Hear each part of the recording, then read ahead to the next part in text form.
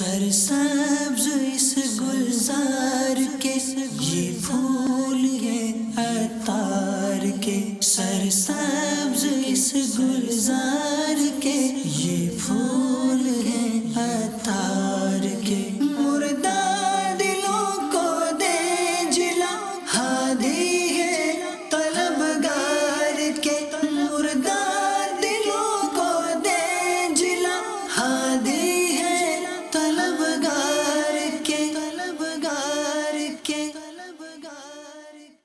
अल्हम्दुलिल्लाहि रब्बिल आलमीन वस्सलातु वस्सलामु अला सय्यिदिल मुरसलीन अम्मा बअदु फअऊज़ु बिल्लाहि मिनश शैतानिर रजीम बिस्मिल्लाहिर रहमानिर रहीम अस्सलातु वस्सलामु अलैका या रसूलल्लाह व अला आलिका व अस्हाबिका या हबीबल्लाह। सलातु वस्सलामु अलैका या नबी अल्लाह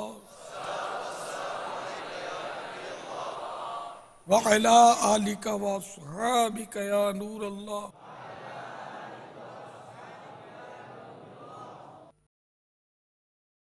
मैं डॉक्टर मोहम्मद उवैस अत्तारी नवाबशाह से मेरा ताल्लुक़ है। तो मेरा सवाल ये है, आप मदनी फूल इरशाद फरमाइए, जवाब इरशाद फरमाइए। मेरा ये सवाल है कि हमारे एलोपैथिक के डॉक्टर्स होम्योपैथिक को नहीं मानते और काफ़ी मर्तबा ये देखा गया है कि होम्योपैथिक के डॉक्टर्स और हकीम हजरात एलोपैथिक की टेबलेट्स कूट कर पीस कर उनकी पुड़िया बनाकर वो मरीज़ों को दे देते हैं और काफ़ी नुकसानकार दवाएं भी होती हैं और इनसे वक्ती तौर पर सिम्टमेटिक रिलीफ़ तो मिल जाता है, लेकिन बाद में इसके साइड इफ़ेक्ट्स भी ज़ाहिर होते हैं। सब ऐसे नहीं होते, लेकिन काफ़ी होम्योपैथिक के डॉक्टर्स इस तरह करते हैं।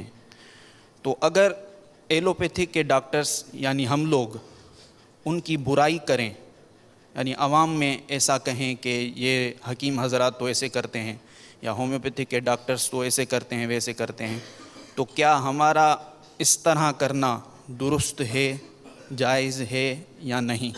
और इस तरह भी देखा गया है कि इमरजेंसी जब होती है तो वो होम्योपैथिक के डॉक्टर्स ख़ुद ही एलोपैथिक वालों के पास जाते हैं, जबकि मरीज़ों को इमरजेंसी में भी वो रुला रहे होते हैं, बार बार यानी बुलवा रहे होते हैं और इससे मरीज़ बेचारा तकलीफ़ में यानी तड़पता रहता है और फिर बिल आखिर वो कुछ दो चार चक्कर लगाने के बाद वो मजबूरन एलोपैथिक के पास डॉक्टर्स के पास इमरजेंसी में चला जाता है।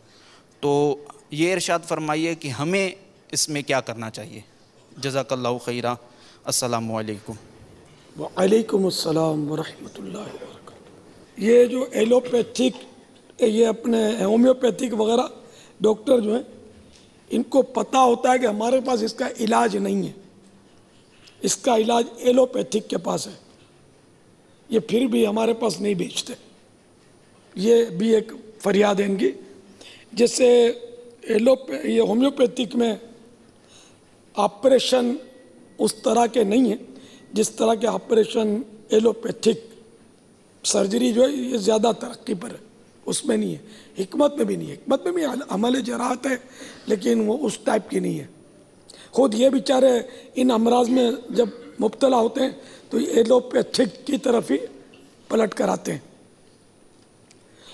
तो ये कि अब जानबूझकर, चाहे एलोपैथिक वाला हो चाहे होम्योपैथिक हो, चाहे हकीम हो चाहे कोई भी हो, कसे बादशाह, अगर इसको पता है कि मैं इसका इलाज नहीं कर सकता, मेरे पास इसका कोई इलाज नहीं है, अब पैसे खींचने के लिए इस पर दवाएं आजमाते रहना, को धक्के खिलाते रहना, ये तो मुनासिब नहीं है।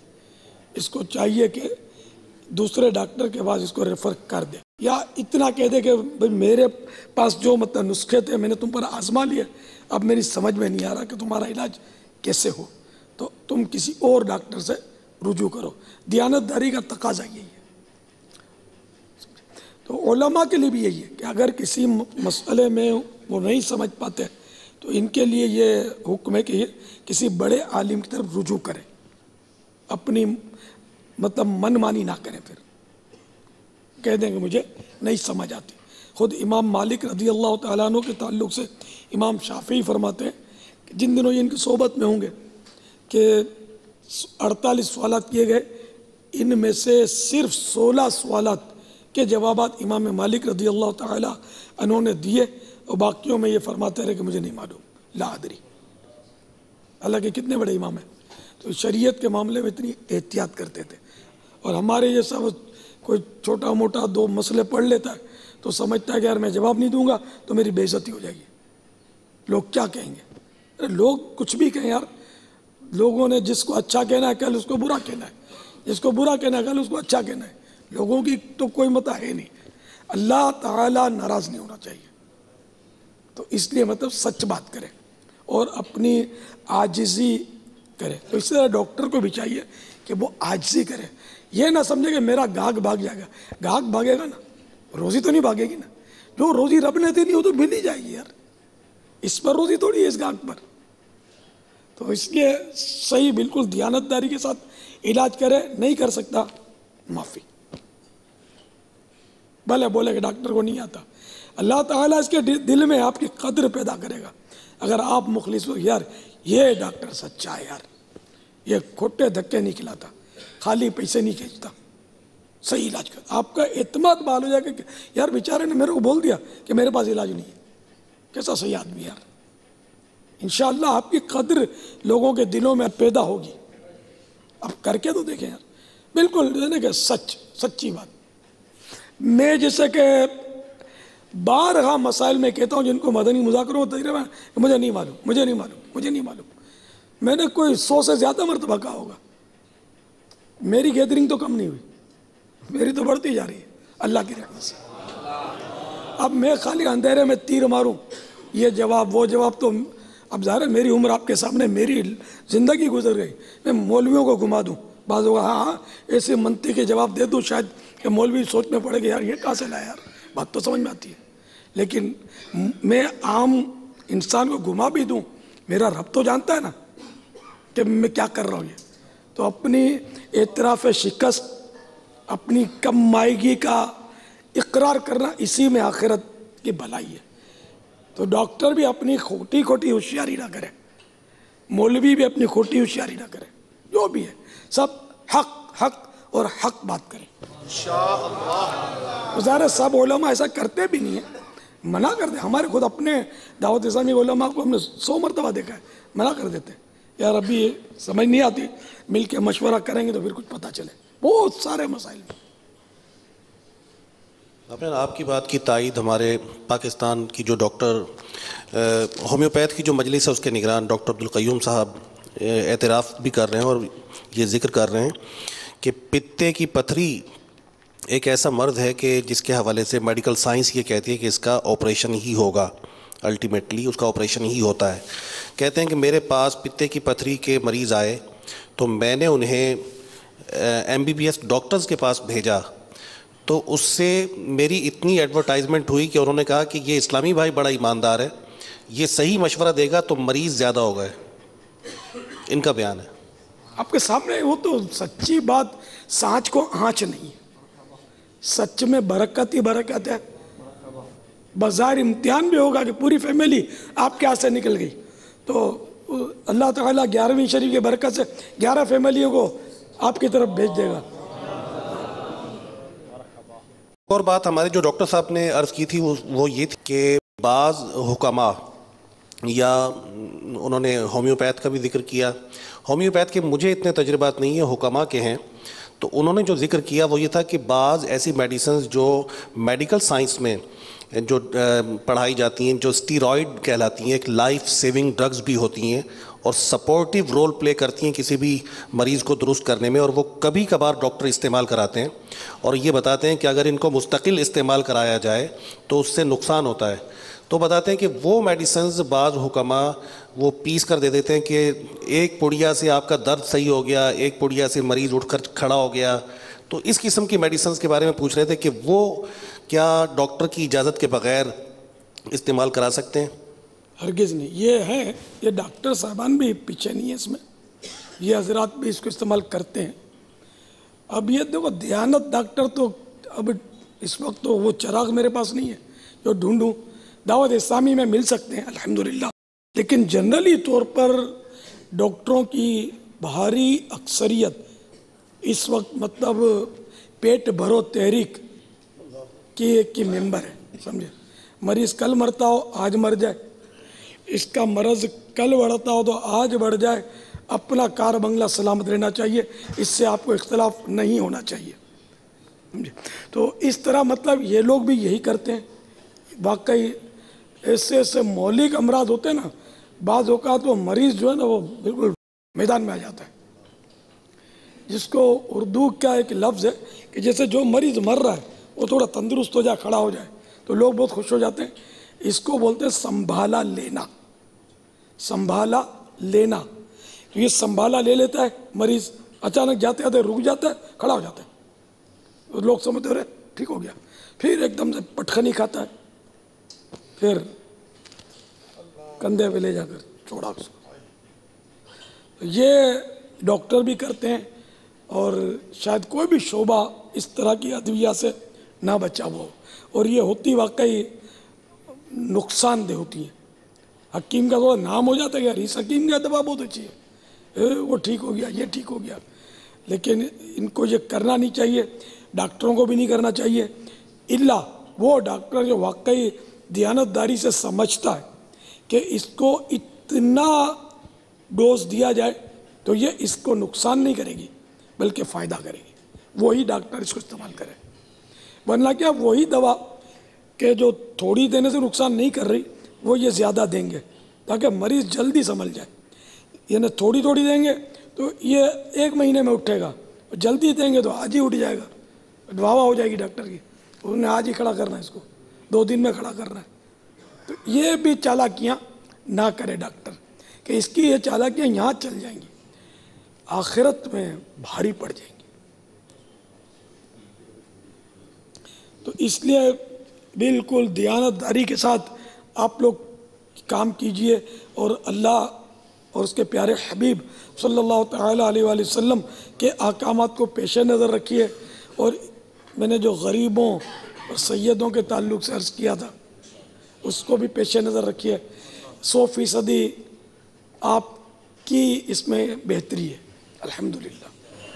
आपने आपका ज़मीर भी समझता है कि मेरा इसमें कौन सा ज़ाती नफ़ा है, मुझे कौन सी दौलत मिल जाएगी। जब मैंने आते हैं ना मेरे पास गरीब, कभी कभी यार अपने को रेम आओगे निकाल के दे दे इसको, 16 लाख का बोला है, 25 लाख का बोला है, 23 लाख का बोला है, कभी कभार इस तरह के भी आते हैं, ये कैंसर हो गया है, यूँ हो गया है, ओह अब मैं क्या करें यार, इसको ऐसी रकम होती है, अपने बेचारे मांगते भी नहीं, खाली दुआ का बोलते हैं। अपने को तो यूँ ना कि यार, हालांकि ये दवाएं इतनी महंगी नहीं होती, ये मतलब तो डोनेशन में मिलती है ना दवाएं, खा पी जाते हैं, मरीजों को देते नहीं, बहुत कम कम देते हैं, हर जगह नहीं, लेकिन ऐसा भी होता है, ये आप सब तकरीबन जानते होंगे। अस्सलामु अलैकुम व रहमतुल्लाहि व बरकातुहू। वालेकुम अस्सलाम। मेरा नाम डॉक्टर महमूद है, मैं बाबुल इस्लाम हैदराबाद से आया हूँ, मैं ताल्लुक़ है। आपके बारे में अर्ज़ी है कि हमारे एलोपैथिक में एलर्जिक एस्थमा दमा का इलाज कम्प्लीटली इलाज नहीं है, वक्ती तौर पे इसका ट्रीटमेंट है, तो आपकी बारगाह में अर्ज़ है कि इसका दमे का कोई रूहानी इलाज बताइए। दमे के इलाज के लिए भी वो दवा जो है ना, मैं नाम भूल जाता हूँ, एक है जो आप लोगों को जो बहुत ही असर करती है, इससे दमे वाले को भी हकीम लोग खड़ा कर देते हैं, मगर वही आर्जी तौर पर। वो तो एक हिकायत सुना सकता हूँ आपको इसकी, खुदा बेहतर जाने कि कहाँ तक इसकी दुरुस्त है। ये तो एक आदमी को उसने बताया कि मुझे दमा हो गया, उसका कहना है कि मुझे दमा हो गया, और डॉक्टरों ने, जब मैं 35 साल की तकरीबन उम्र हो गई, डॉक्टरों ने मुझे बोल दिया कि भाई हमारे पास कोई इलाज नहीं है, जिसको आप बोल रहे ला इलाज मरज़। ला इलाज तो कोई मरज़ नहीं है, जिसको अल्लाह ने जो बीमारी उतारी उसका इलाज भी उतारा। हाँ, बुढ़ापे का इलाज नहीं है, ये इस मरज़ का तो हदीसों में इसकी सराहत है, बुढ़ापा, क्यों ये भी, ये तो बीमारियों का घर है बुढ़ापा, इसका इलाज नहीं है। तो वो मेरी यूँ मतलब 35 साल की उम्र में बिल्कुल मैं तो मायूस हो गया, पड़ गया, अब कोई इलाज ही नहीं है, दमा तो बेदमा है। तो एक बार मैं अपने घर में था बिस्तर पर, और ये दमा ऐसा मर्ज है बिस्तर पर भी चैन नहीं देता, लेटे लेटे तो ज़्यादा उठता है, बेचारे बहुत तकलीफ में होते हैं।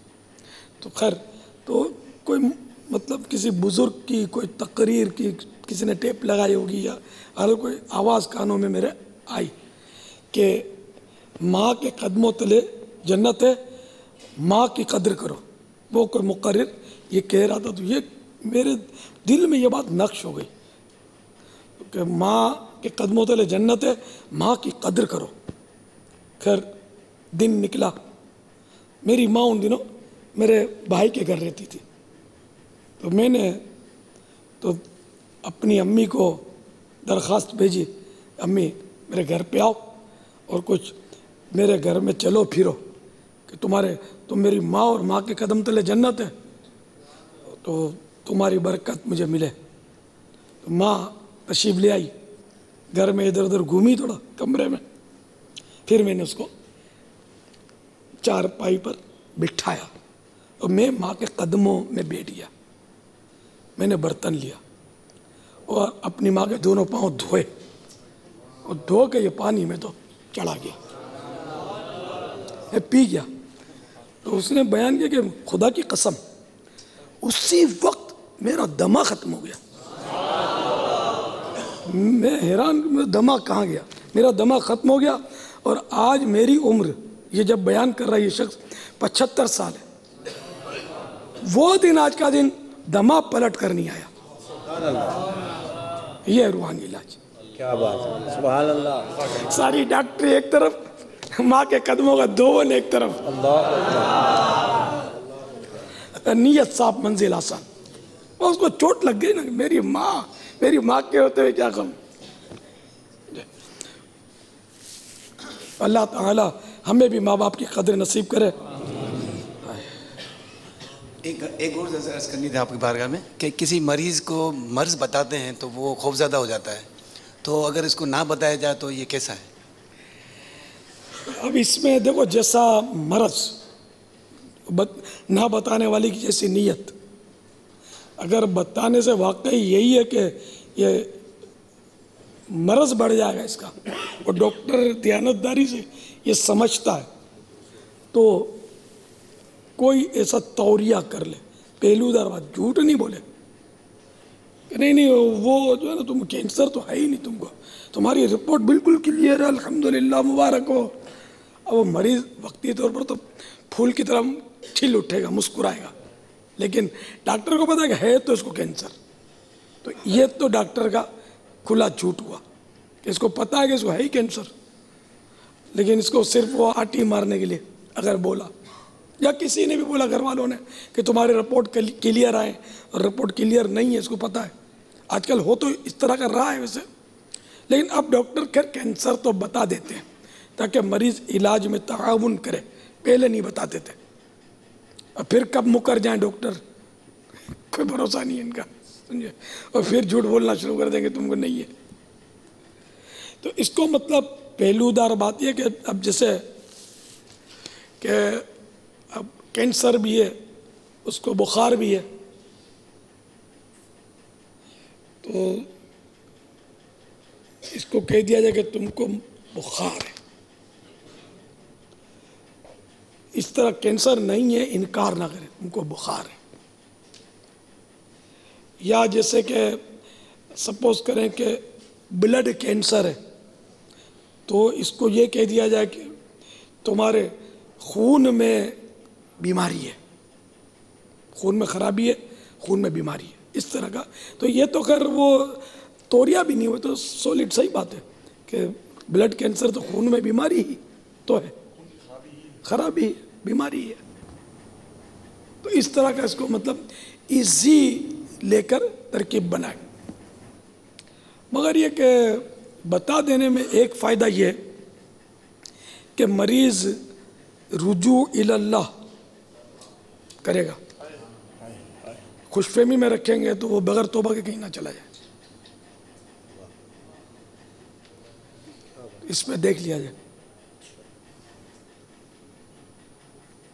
वल्लाहु तआला अअलम अस्सलाम वालेकुम। रसूलुहु अअलम अज़्ज़ा व जल्ला व सल्लल्लाहु तआला अलैहि व आलिहि वसल्लम।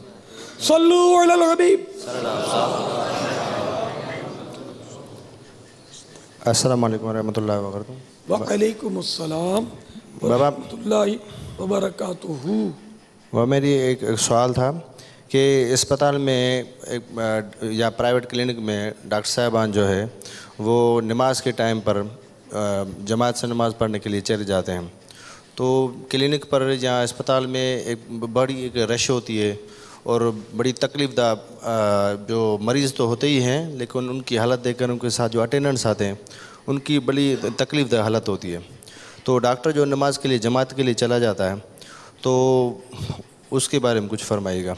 और दूसरे कुछ डॉक्टर साहबन को मैंने कहते सुना कि मैं नमाज के लिए नहीं जाता क्योंकि मुझे मरीज़ों की हालत जो है वो देखी नहीं जाती, क्योंकि मैं इसलिए नमाज के लिए नहीं जाता।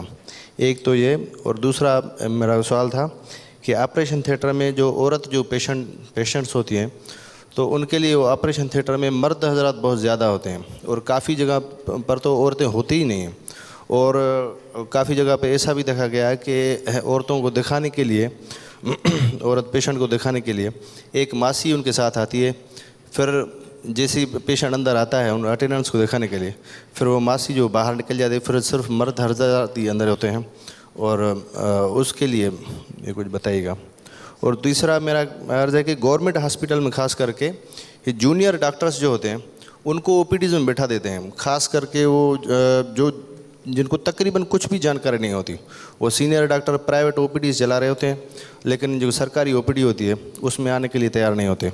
तो उन जूनियर डॉक्टर्स को तो मजबूरी होती है, उनका ट्रेनिंग ऐसा होता है, सीनियर डॉक्टर उनको भेज दें, फिर उनके लिए क्या हुक्म है? अब जो बीमार इसके पास है लाइन लगी होती है, तो वैसे ही बाज़ क्लिनिक्स में रश बहुत होता है, घंटा या घंटों इंतज़ार करते हैं। तो अब जो मरीज़ 2 घंटे से पड़ा है, तो अगर वो 2.25 घंटे तक पड़ा रहे तो क्या रूह परवास कर जाएगी उसकी? डर ये लगता होगा शायद कि मैं चला जाऊंगा तो मेरे मरीज़ जो है ना कहीं आगे पीछे हो जाएंगे। मेन लेने के बुनियाद शायद पैसा हो, अल्लाह का फ़र्ज़ जब आ गया तो हाँ, कोई जान से जा रहा है कि डॉक्टर जाएगा तो ये दम तोड़ देगा, फिर तो ज़रा डॉक्टर से यही कहा जाएगा कि इसकी जान बचाओ, और कोई नहीं है जबकि उसकी जान बचाने वाला। वरना ये बुखार आ गया तो ये क्लिनिक तो आमतौर पे जो गलियों में मोहल्लों में इनमें कोई सीरियस केस तो आते ही नहीं है, ना इनको लेने की इजाज़त होती होगी। ये तो हॉस्पिटल का मैटर होता है ना, तो इमरजेंसी वार्ड होते हैं बाकायदा। तो इसलिए नमाज तो पढ़नी चाहिए, बाजमात पढ़नी चाहिए। मरीज़ इंतज़ार कर लेंगे, जो मरीज़ चलने जैसे उनको भी साथ डॉक्टर को जाके लेते जाना चाहिए नमाज के लिए। दूसरा सवाल औरत के लिए ये है कि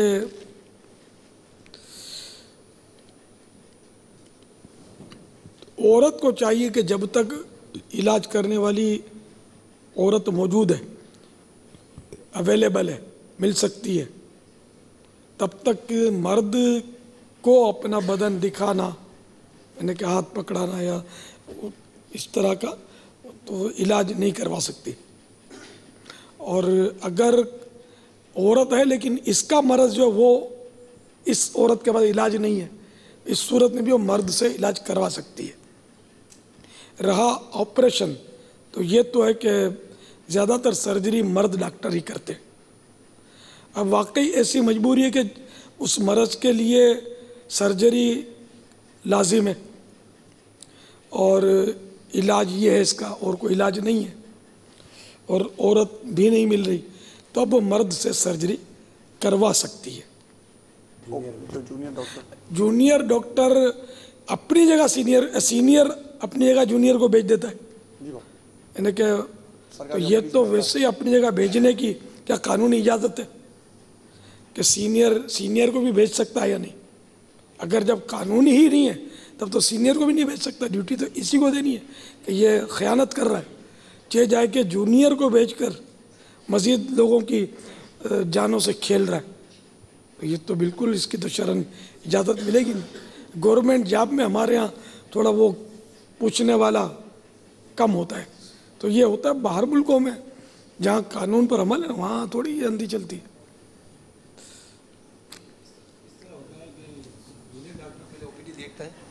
इसके बाद ये समझता है कि ये ज़रूरत है स्पेशलिस्ट को, फिर भेजता है, क्योंकि स्पेशलिस्ट 200 मरीज़ या 150 मरीज़ नहीं देख सकते, उनके पास इतने आवर्स नहीं होते।